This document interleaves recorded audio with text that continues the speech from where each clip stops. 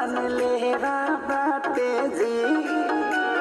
बोलिया तो मिठाई पच में बाटे जी